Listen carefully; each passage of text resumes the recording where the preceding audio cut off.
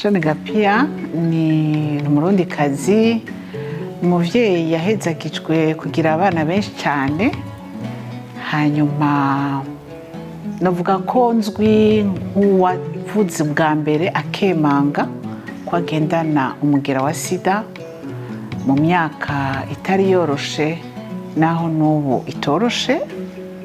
Hanyuma bikantera n'intege zo gutanguza igikorwa cyo gufasha abagendana umugera wa sida nabo umaze gusinzikaza abavyeyi, abashinganahe, ibibondo, mbega abantu bose. Nkabikora mu Burundi, nkabikora muri Afrika, muco bari barise ambassadeur d'espoir. Hanyuma n'ubu nkaba nkiri kuri ico kivi kuko ndabifata nk'umuhamagaro.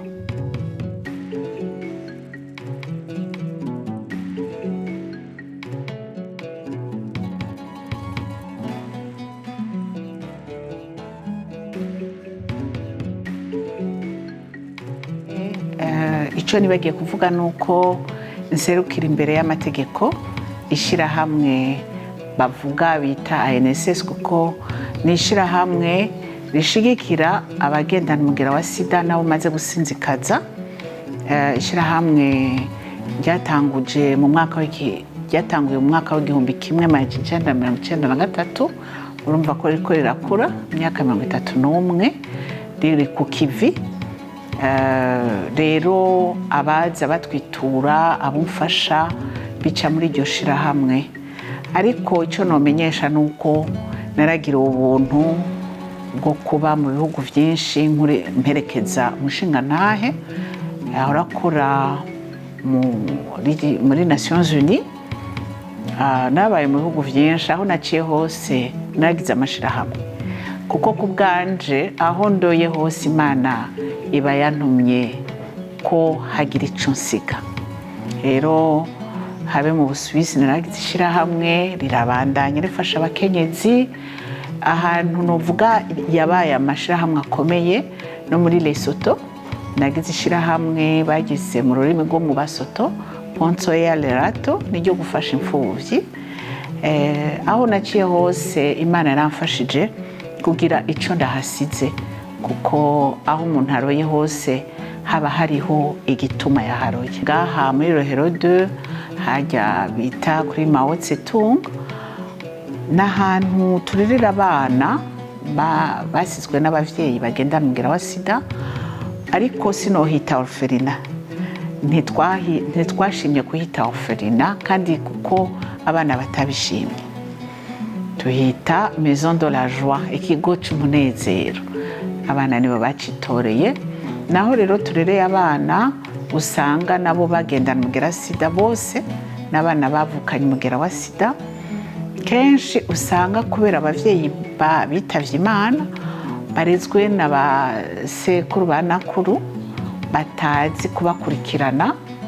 Ahandi naho tugasanga barafise ingorane bijya bita malnutrition sévère, baca bahamara umwanya ni nko muhira. Vyose turabibakorera, baraja mu ishuri, barafungura, babaho ubuzima busanzwe nk'ubw'umwana ari mu rugo. Aho rero turamaze kuramura abana barenga 500. Abantu atari bake ntibazi ko dukora mu bintu by'abana, ko turabikora kandi turinda kuja kwiyamamaza. Mugabo gikuru nico dukora. Yego.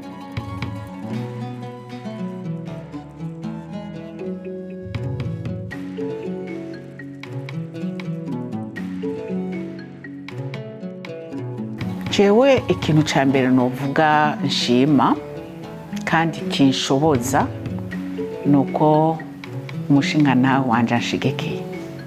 Ico ni intango ya vyose. Ivyo nkora vyose nivyo nababwiye ko tumaze imyaka itari mike tuba hanze. Nkama ndi ngaha, hariho abatazi nuko ntaba mu Burundi. Namaze imyaka 25 ntaba mu Burundi. Mugabo nkaza 4 mu mwaka, kandi ukonje nkamara n'imiburiburi ukwezi n'inusu. namusize wenyine kuko abana barakuze baragiye kwiga hanze. Rero kubishobora ni uko aranshigikira, ntanyidogere, ntanyimuruhusha, kuko ndamubwiye nti ndagiye akambwira ati eka nkumbure vyongora. Rero ico ni cambere. Ica kabiri rero, burya abakenyezi turafise ingabirano, turashobora gukora ibintu vyinshi mu mwanya umwe. Turafise ingabirano Imana yaduhaye, yuko naho mwumva mba ndi ngaha canke mu bindi bihugu, kuko iyo ntari ngaha mba ndiko ndarondera uburyo bwo gukoresha. Ndagenda rero intara ibihugu vyose, uhereye muri Amerika, Buraya, yemwe ndabigenda ivyo bihugu. Aho hose numvise hashobora gufasha, nshobora kuhakura uburyo bwo gukoresha, mba nahasimbiye. Rero icambere co jewe nofata ko ari Imana ishoboza. Nguma nsubiramo nkavuga n'umuhamagaro, nta mwana w'umuntu yo kwishoboza. Rero Imana irabinshoboza. Imana nayo yarampaye umufasha, umushingantahe anyumva, hanyuma hagaca abazangabirano z'umukenyezi. Umukenyezi ahari wese yovyumva, hajya dufise ingabirano kenshi tutazi kuko tutazirondera ngo tuzisohore.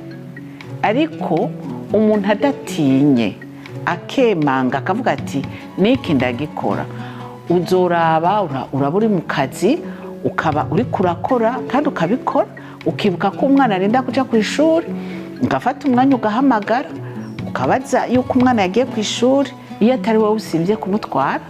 Hanyuma umushingantahe wawe nawe nyene ukarinda, kuko n'ukuri jewe nama ndabisubiramo, nta bana bakuze, nawe urinda kumuraba, kumenya yuko nawe nyene atekanye, ukabimenya no ku kazi ukabikora. Jewe rero nama ntangarira ingene abakenyezi Imana yaturemye ikaduha ingabirano nyinshi cyane. Mbega erega yaduha ingabirano iruta izindi, ingabirano yo gutanga ubuzima. Ni nacyo gituma yaciduha n'izindi zo gukomeza ivyo yaremye iduciyeko. Nta sinotanga ngo mvuge ngo ni twebwe turi imbere cyangwa turushije abandi. Muganda agerageza gutanga inyishu ndabiye ku kugene twe tubayeho. Abazi ingene tubayeho jewe kugira mbe muhira, nta kwezi nshobora kumara muhira. Mugabo uwo mwanya ngiye ngenda aziyondoye nico ngiye gukora. Nama ndabivuga nti niwe mufasha wanje wa mbere, mu konseye wanje, tuvugana vyose nkuko nawe ivyo akora ndabimenya, tukavyumvikana. Rero kuja imbere, naho noja imbere nkuko mvuga, ntaco noshikako atanshigikiye. Rero naho umuntu agira amahirwe, ivyo rero biraraba umukenyezi, ako biraraba n'abashingantahe. Naho noja imbere atanshigikiye kandi ntagumye, hariho kwa kuntu kuguma umuntu amuha ca kibanza ciwe, ca cubahiro ciwe, kandi icubahiro ndakimuhaye kingarukako. Ni ukuvuga ngo naho bonshira imbere gute, sishobora kuza ngo ndamugendereko. Canke nze niyababwiye yuko ikintu ca mbere coco jewe aramfasha cane no mu kwiyumvira no mu vyo nkora. Ndamubwira imigambi mfise, akanterera ivyumviro nkuko nawe ndamuterera ivyumviro. Nawe yarashitse, yarahezagiwe, araja mu buzi bukomakomeye, ariko nawe akaba azi yuko nanje hari ico nishoboje. Kenshi rero nuko kuntu abantu babanye baba bumvikana, na cane cane bayaga, kandi umwe wese akaba yubaha uwundi. Murambwira abantu nti aho yakora yari umukuru novuga mu gihugu atwara Nations Unies. Jewe narubahiriza akazi kiwe, nta na rimwe nk'ubu barungitse umushoferi akampa umushoferi kuntwara ahantu, aho ndoye nkumbure nkibuka ikindi nkeneye, sinashobora guha itegeko umushoferi wiwe, nasubira kumuhamagara, nturazi ko nashaka kuja no ngaha, uwo mumbaririra kuko ndamurengeye nzoba ndamutesheje icubahiro, mbwa nanje nzoba ndagitaye. Narabaye mu bihugu vyinshi, ndabona abandi bahezagiwe bagashika muri ico kibanza, ugasanga umukenyezi mbega muka representa resida asigaye aruta representa resida. Ikintu ca mbere nasenze turonka tuhezagirwa no kugira ngo ashike aho hantu, mbere ahejeje kumenya ico kibazo nasenze mvuga nti nimba niyahashika bizompindura, bikambuza guca bugufi, bikambuza kumushigikira ntazaharonke. Rero hariho gusenga, hariho kwibuka ikibanza ciwe, ukama uvuga uti kugira ngo nanje ndamuherekeze ndamwubahiriza mu kazi kiwe. Iyo nshitsi ino ni jewe nanje mfise akazi katoroshe, agira uko nyene, nta na rimwe avuga ngo ubu we wagiye aha ni jewe nza kuja aha, oya. Kandi aranyubahiriza mu kazi, aranshigikira. Aho rero nibaza ko uko kumvikana umwe wese akamenya ahageza, mugabo na cane cane mu kubahana, kubaha umuntu mu kazi kiwe no kumufasha. Ega gufasha si ukwandika kugira no kumenya ngo ndatashe jewe niriwe ku kazi, ubu yakukurutse. Mugani wiwe ariko arasezera abadiplomate yababwiye ati imyaka 25 maze muri Nations Unies, aho naroye hose yaramperekeje, ubu nanje ngiye kuza ndamuherekeza yarura kugira ngo atashe ku mugoroba arusha nkandi birenge uko nanje yankanze. Ivyo rero abantu babishoboye ndasubiyemwo, simvuze ngo turi abambere ndiko ndishimiriza, ariko ndashima ndaninahaza umukama kandi nkavyifuriza n'abandi kuko birafasha cyane.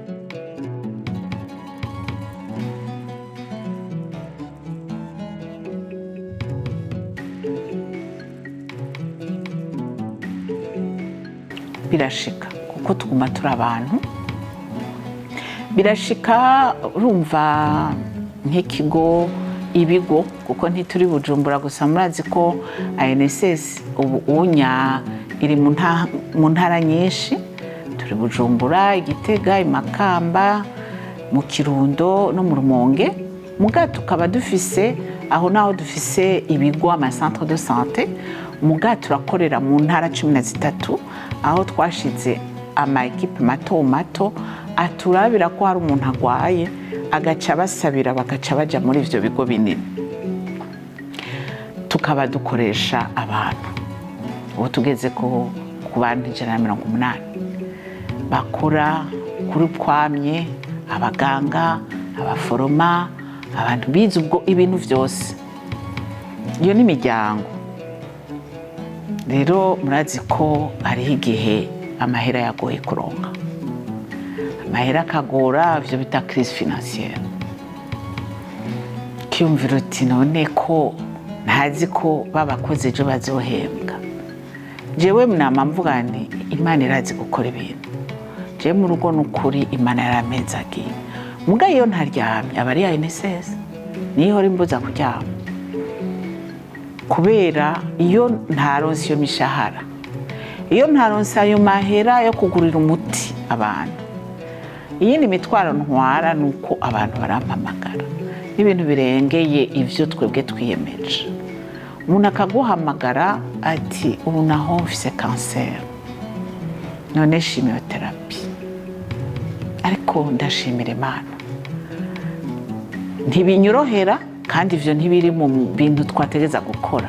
Muga usanga ari umuntu yarari umunywanyi wacu, hagiyemwo n'ibindi. Nivyo vyatumye ubu duhagurukira n'ayo ma cancer du col de l'utérus. Ubu Imana yarahezagiye twabironkeye uburyo, ariko imbere y'ivyo amajoro atari make narayamaze ntaryamye, kuko nta kintu kigoye nk'iyo umuntu akugana hamukaryama wibaza uti mbega ejo itelefone ugatinya kuyifata, uvuga uti bahava bambwira ngo yapfuye. mbega mpava ndabigenza gute, ugashaka gutwara isi yose. Aho rero niho ugeraho ugasaba Imana uti aha rero nawe nuboneke, kuko jewe nanje aho ngeza naha. Ikagufasha. Ivyo birandemera bigashika, mugabo igikorwa c'Imana kiguma kidutangaza. Haraboneka inzira, si imisi yose ziboneka, hari aho ubanza ukavunika mugabo zikaboneka. Ibindi navyo nuko hari aho ukorana n'abantu batakumva. Gukorana n'abantu ntivyoroshe. Hanyuma iyo utumvikanye n'abantu waramenye Imana, imbere yuko ubona ko atari aribo, ubu murondera ikosa ryawe. Aho rero ndahafise misi yose urumva niyo mbona ibintu bitagenda neza nkavuga mugabo kubera n'amasenga uko mvyutse mvuga nti umpe kudatsitaza umuntu. Ubwo urumva iyo uri mu kibanza nk'iki wanje ntushobora gushimisha abantu bose. Haragera aho utegerezwa gufata amategeko ategerejwe. Ayo mategeko rero ntiyama ari meza kuri bose. Ahangira ndababwira utegerezwa nko gukura umuntu urarara utaryamye, mugabo ugasubira ukiyumvira iri shirahamwe rikurikirana imiryango irenga 5,000. None ndabaguze umuntu umwe, uwo muntu nawe arafise umuryango. N'ivyo ataje n'umuryango wose uko akazi ko karagoye, mugabo urinda gucuraba ikiri imbere. Aho rero niho icyo bita leadership irinda gukorera. Ntushobora kunezereza abantu bose.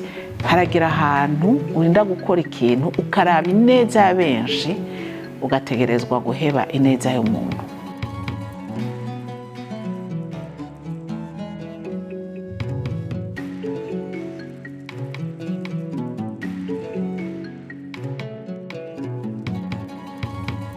Ni ekilibre itoroshe namba.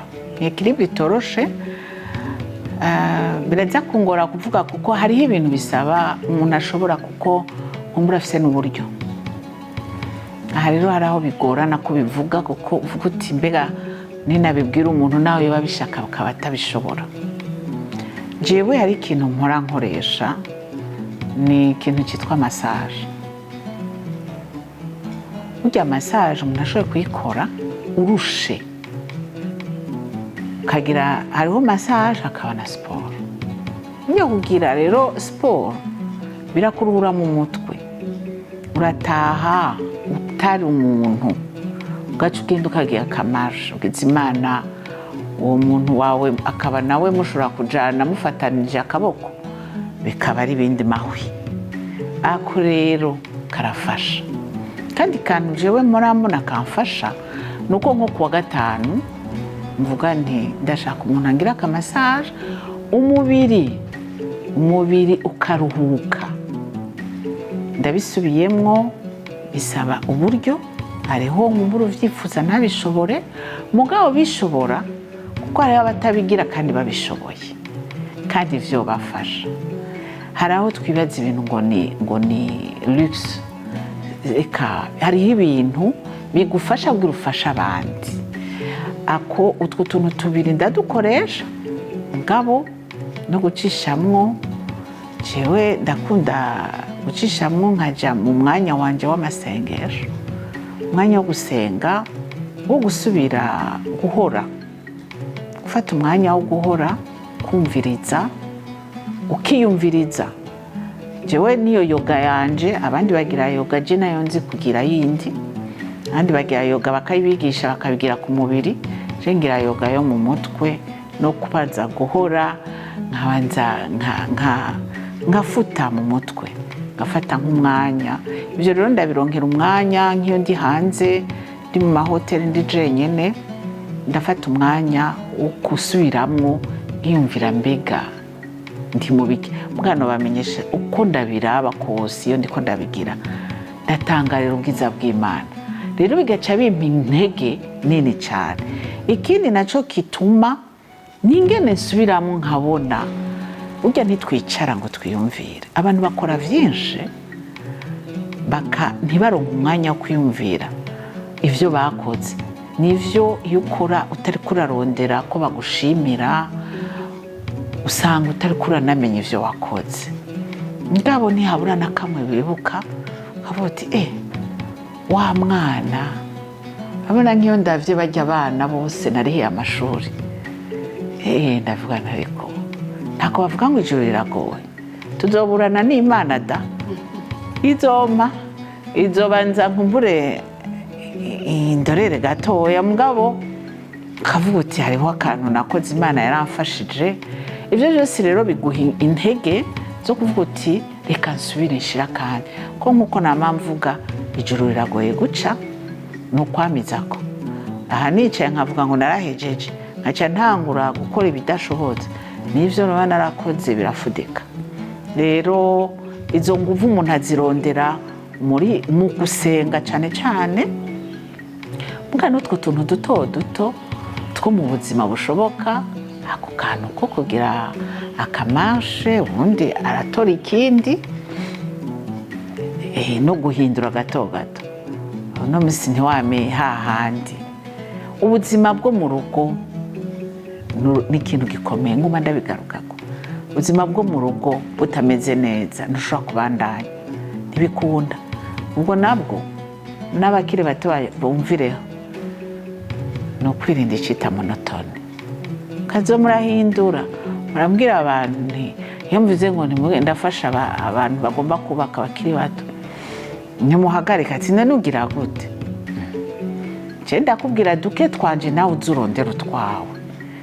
Urumva uyu munsi ubishoboye uhindure mugende ahandi agahoteli nawe kubaka make ako nako mutagashoboye mukaba mufise inzu y'ivyumba bibiri hindura n'icumba hindura fa guhindura kuza ako nugume hahandi. Nkakubwira nti ubu nawe urakura umwana muri bato mwiyumvira vyinshi rondera ibindi ndiko ndaguhaje ingene ubona ko ntukore vya bindi iminsi yose kuko usanga ataco biheza ngo bibafasha. Ivyo vyose rero biraruhura mu mutwe gutwenga gusohoka hajya uwo duhuye bajya abantu bose b'abanyezamu nkagenda babwira ngahagarara nkaramutsa nkababaza utuntu bafise ibintu vyinshi bakuyagira wowe utarutse. Rero hariho ibintu vyinshi dushobora gukorerako uretse ko hari n'imihezagiro ku mugoroba urataha ukora sinzi nk'abandi gatondo turasa ahantu habiri nsenga cane sinabesha ngo n'umwanya wose mu gatondo ngira njyame. Rero yakora ngira njyame ndinda gutanga raporo ntama ariko ndacunga nako ndonka ico nza gutanga. Rero ico nza gutanga aho mvuga ni naramukije umuntu kwibarabara kandi yaryohewe umunyezamu n'utuntu duto duto nk'utwo tukuruhura kandi tugatuma uwo munsi uhera neza ukavyuka ufise uwundi munsi mwiza.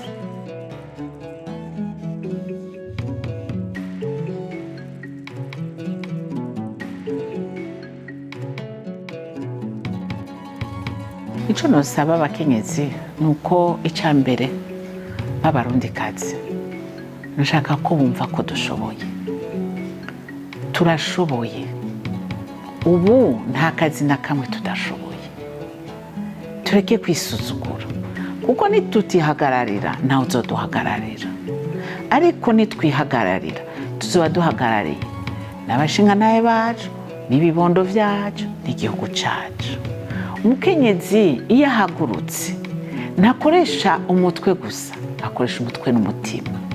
Dufise ingabirano ziruta. Ico ukoze ugikora kivuye ku mutima hariho rero akarusho ku buryo rero ubwenge turabufise ntawe ukivuga nuvuge ngo ni bamwe bakora imodoka b'abamekanisi, abakenyezi barabijamo, nuje abasirikare arabijamo, abambasaderi bobo. Jewe ndashima umuntu aserukira abandi harya tworonka abakenyezi twoshika kure. Ego umukenyezi murabona no mu bihugu hari abantu b'abashingantahe iyo ugiye ukagenda useruka uvuga uzi n'ivyo uvuga kuko turazi ubwenge. Umuntu abanza kukubaha kuri umukenyezi uri umuvyeyi. Ibihugu naciyemwo nka Burkina Faso barakubwira bati umuvyeyi, umuntu yiyonkeje afise ikindi kibanza. Bivuga rero ngo kubera hariho n'ibihugu Canada, ibihugu bitari bikeya, umukenyezi afise ikibanza gikomeye. Aciye shiramwo rero na bwa bwenge ko turabufise, turashoboye, yoshika kure, yorenza. Ndabisubiyemo kuko abafise ubwenge akoresha ubwenge, ariko nakoresha ubwenge gusa, akoresha umutima. Ubwenge buvanze nuko atari ibintu yasomye mu bitabo gusa, ariko hazamwo na kwa gushakana ca rwa rukundo ca kigongwe. Avuga yerekana, avuga naho bihuriye n'uvuga ivyo bamwigishije, ariko iyo umuntu amwumviriza akumva ko uyu muntu ariko aravuga ariko ntibiri mu mutima, ntibiva ku mutima kure. Abakenyezi rero nashaka kubasaba, turashoboye, kandi kudahaguruka dusubiza inyuma igihugu cacu. Gusubiza inyuma igihugu cacu niba abana ni ruvyaro rwacu, natwe tutako turafasha. Twebwe dufise uruhara runini, turi inkingi z'urugo. Ingo nazo nizo zikoze igihugu. Nibaza ko rero twari dukwiriye kwemanga cane cane kureka gutinya, twiyumvemwo gushobora. Nabisubiyemwo gushobora, twubaha. Ntituriko turakumira, ntidukumira abagabo kuko ntaco twokwishoboza tutari kumwe. Mugabo turafise ico turushije, kuko n'Imana yaturemye kugira ngo tubarote gatoya. Nayo kwa twe dutanga ubuzima, urumva ni twe twatanguye gutanga ubuzima, reka tubandanye ubwo buzima tubuvomerere. Kubuvomerera rero niduhaguruke, tujaho hose hotuma umurundikazi abaho neza.